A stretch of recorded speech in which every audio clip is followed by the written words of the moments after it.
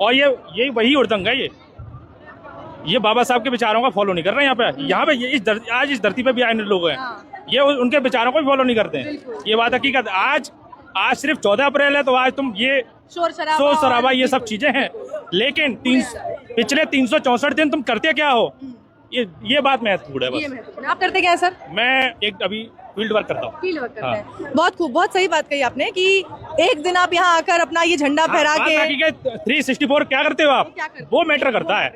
आप बाबा साहब का पूरा जीवन ही उनका संघर्ष है और आप एक दिन में उस संघर्ष को नहीं जी सकते। आपको भी अपने जीवन में वो संघर्ष करना। मेरे को देख रही होगी, नो कलावा ना ही कुछ भी नहीं, ये सब चीज। हाँ, इस चीज की बहुत मैटर है।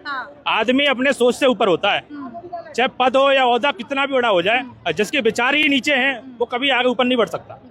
विचारों से इंसान ऊपर बढ़ता है, ये चीज मैंने सीखा है बस। अच्छे विचारों को लोग जल्दी समझ नहीं पाते, थोड़ा समय लगता है। बात ये है, और वो काम भी थोड़ा लेट करते हैं, बात ये है।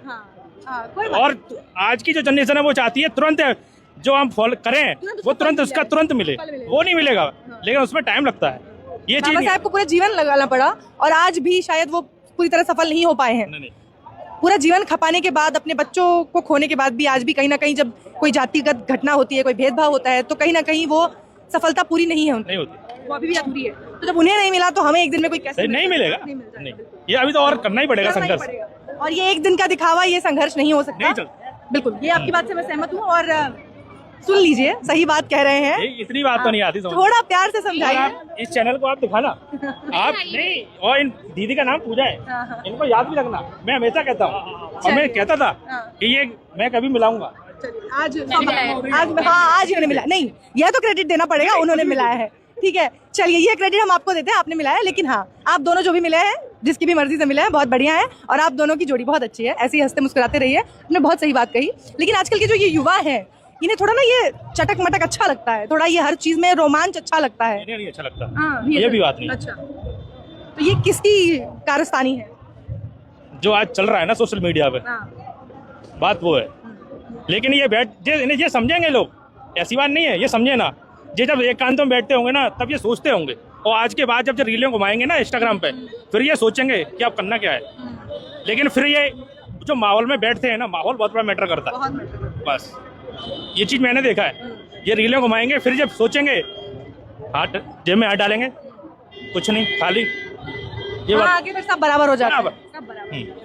बहुत खूब, बहुत सही बात कही आपने लकी जी। बहुत बहुत शुक्रिया, बहुत अच्छा लगा आप लोगों से मिलके। धन्यवाद। क्या कुछ कहना चाहेंगे रवि गौतम जी आज जयंती के उपलक्ष्य में? बाबा साहब को युवा संघ टीम उनकी 165वीं जयंती पर नमन करती है और पूरी दुनिया को ये मैसेज देती है कि जो लोग कहते हैं कि बाबा साहब के जो संघर्ष को भुलाया जा सकता है या फिर वो भुलवाने का प्रयास कर रहे हैं, तो युवा संगठन आज अपने हजारों कार्य के साथ बाबा साहब को नमन कर रहा है। प्रेरणा स्थल और पूरे भारत में लाखों करोड़ संख्या में नमन कर रहा है। तो बाबा साहब के विचारों को हम आखिरी सांस तक पहुंचाएंगे। लेकिन उसके साथ साथ मैं हर अपने युवा से अपील करूंगा कि आपको राजनीतिक ताकत इकट्ठा करनी होगी।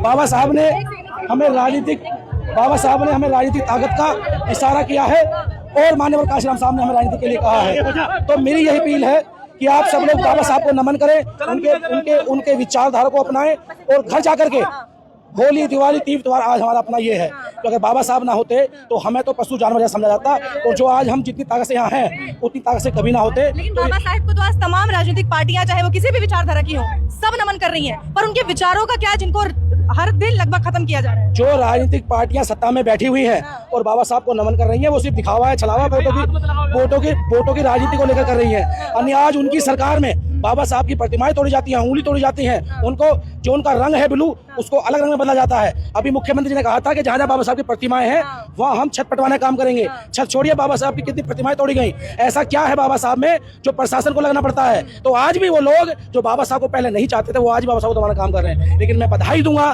वीपी मौर्य साहब को, जिन्होंने पार्लियामेंट में बाबा साहब की प्रतिमा लगा के काम किया और ये कहा कि जब मूर्तियां लगेंगी, संघर्ष होगा, टकराव होगा, तो ये समाज बाबा साहब को मानने वाला, जिसे हम SC ST OBC माइनॉरिटी के लोग या प्रकाश के वो लोग जो बाबा साहब को मानते हैं, वो आगे बढ़कर आएंगे, वो आगे बढ़कर आ रहे हैं। विधानसभा में मूर्तियां लग रही हैं।